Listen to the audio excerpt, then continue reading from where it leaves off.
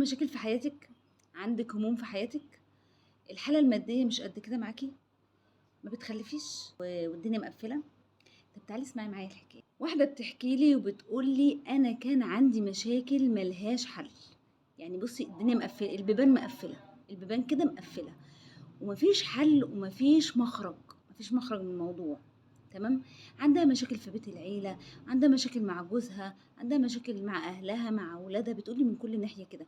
بتقول: "كان عندي مشاكل مادية رهيبة، مشاكل مادية ما لهاش حل وديون، كان عندي ديون كتيرة جدًا." فالدنيا كانت سودا في وشي، كنت أقول الحياة دي ما لهاش أي لازمة، يا ريت بقى أموت وأخلص.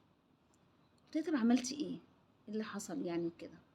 قالت لي: مسكت ذكر كنت سمعت كده حد اتكلم عليه، مسكت الذكر دوّة، الذكر ده عبارة عن إيه، مش ذكر واحد، ده ذكر كده فيه حاجات كتير. بتقول لي: أول حاجة مسكت الصلاة على النبي، وفضلت أصلّي على النبي كتير، زي ما إيه، سمعت الشيخ ده بيقول. أول حاجة بتقول لي وكمان الاستغفار، مسكت الاستغفار بقيت ليل ونهار أستغفر، وليل ونهار أصلّي على النبي. وإيه كمان في قلب الذكر دوّة تقوليه؟ قالت: وكمان مسكت لا حول ولا قوة إلا بالله. بتقول: أنا كنت الأول مش عايزة أسمع حد ولا عايزة الدنيا سودا في وشي، والناس اللي بتنصحني مش عايزة أسمع أصلا نصايح. يعني عارفة كل واحد متضايق كده، مش عايزة أسمع نصايح من حد، مش عايزة حد يبقى موعظة ليا دلوقتي، يعني فاهم؟ مش عايزة أي حاجة. فبتقول: لما سمعت الشيخ ده حسيت إن هي رسالة من ربنا سبحانه وتعالى بعت لي الشيخ ده في الوقت دوت. فحبيت إن أنا إيه، إن أنا أجرّب، قُلت كده أجرّب يمكن أطلع من اللي أنا فيه دوّة. فبتقول: مسكت بقى الاستغفار والصلاة على النبي ولا حول ولا قوة إلا بالله، ليل ونهار، ليل ونهار وإيه، وما يئستش بقى وفضلت قُلت ما عنديش حل، كده، كده خربانة زي ما بيقولوا بقى، كده، كده خربانة.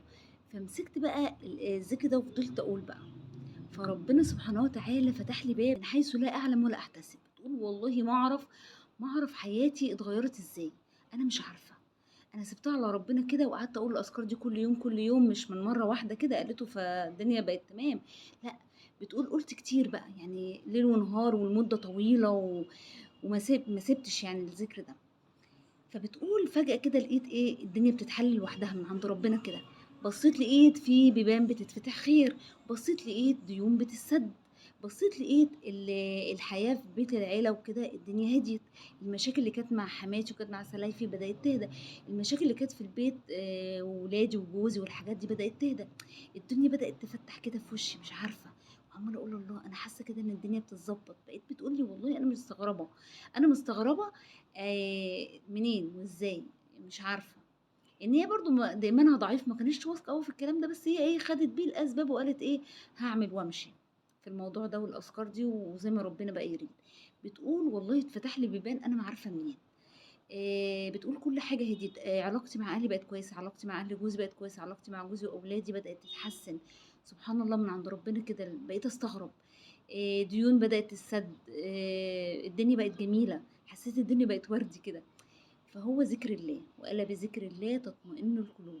فعايزة أقول لكل واحدة عندها هَم، عندها مشاكل، عندها في بيت العيلة بقى، في ولادها، في جوزها، عندها ديون مش عارفة تسدّها، حد عنده مشروع مش عارف يمشي فيه أو واقف المشروع أو كل الكلام ده، هو امسك ذكر الله. زي ما قُلنا: وألا بذكر الله تطمئن القلوب، ذكر الله هو الحل الوحيد. أنا خلّيني مع ربنا وخلّيني ذكر كده مع ربنا، هتلاقي ربنا فتح لك الأبواب المُغلقة، وهتلاقي كده ربنا سدِّد عنك كل حاجة، من غيره لا تعلم ولا تحتسب.